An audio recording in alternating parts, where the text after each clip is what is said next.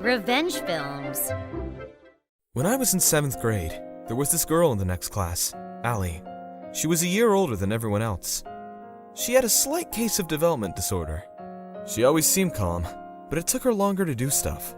Then, I heard rumors that she got held back a year because she got raped, got pregnant, and got an abortion. By the way, that wasn't true. She got sick and had to miss school for a year, but the bullies went after her anyways. One of them asked who the father was. He asked if it was her dad, but she just ignored them. She was a year older, so she was pretty mature. But then the bully said, "So you're not denying it, huh? So it is your dad! Wow, gross!" Then he went and told everyone. Everyone heard the rumor. Everyone started avoiding her. They put hair and garbage in her food. They wrote on her desk and textbook. They put bugs and thumbtacks in her shoes. I saw her crying a few times. But there was one guy that defended her. His name was Alex. He always stayed with her to protect her from the other kids. When someone put something in her food, he gave her his. He always erased the things kids wrote on her desk. He even gave her his notebook. He let her put her shoes in his shoebox too.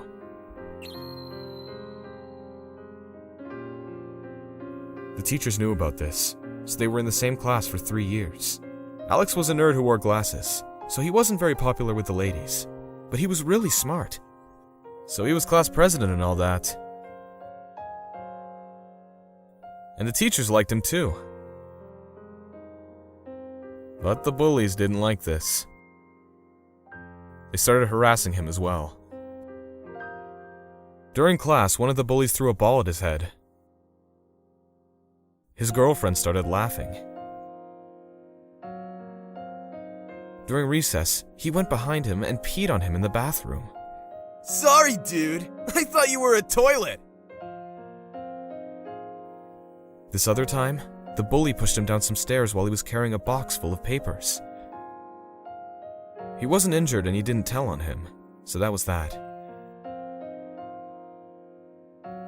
But I was there when it happened, so I asked him if he was okay. "I'm fine, no problem," he said, but I could tell that he was furious. After, he got into his first choice school. Even after junior high, he still kept in touch with Allie. He visited her in the hospital from time to time. By the way, Allie's parents owned the hospital.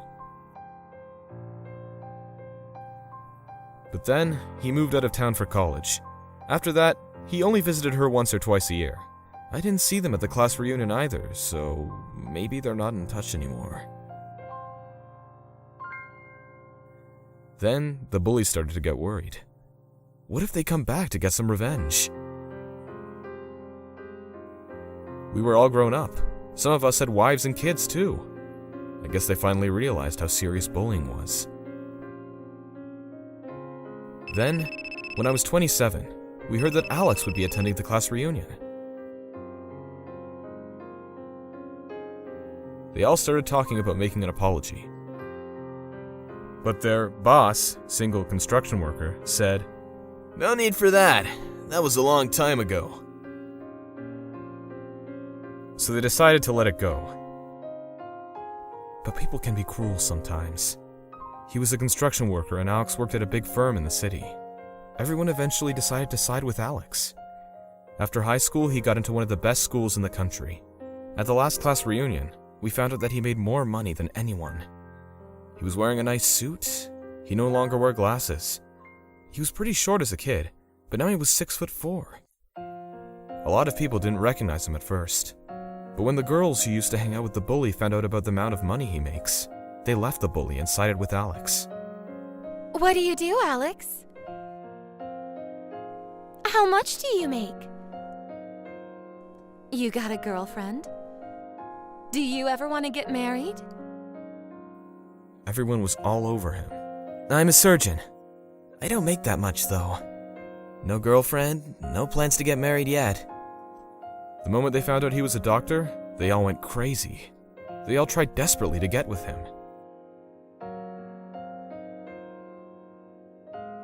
But the bullies didn't like this. Most of them were construction workers.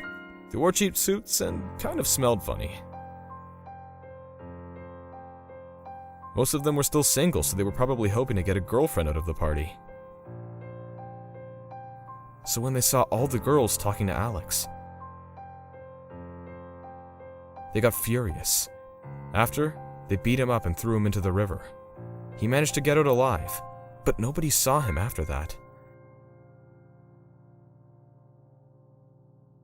A few years later, the bully fell from a roof. He fell headfirst and went unconscious. He woke up and saw Alex standing there. "Long time no see,"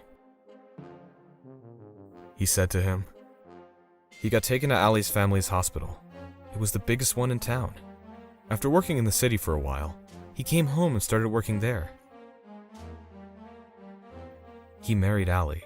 Today they live happily together.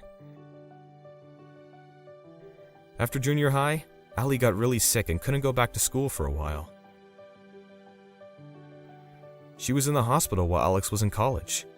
Turns out she got sick because of all the bullying. When Alex found out about this in the 11th grade, he decided to become a doctor to save her. He also decided to get back at the bullies. Even when he was in medical school, he visited her at the hospital whenever he could.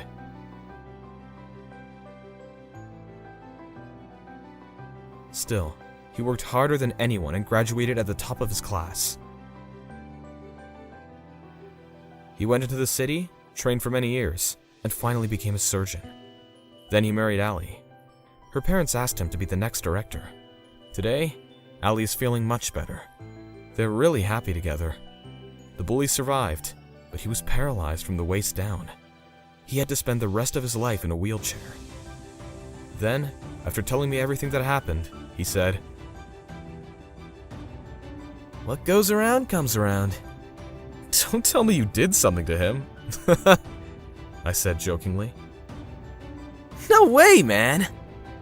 Alex laughed, but he had this strange look in his eyes. It was probably nothing though, right?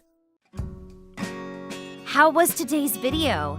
If you enjoyed it, please subscribe, like, and leave a comment. Stay tuned for more.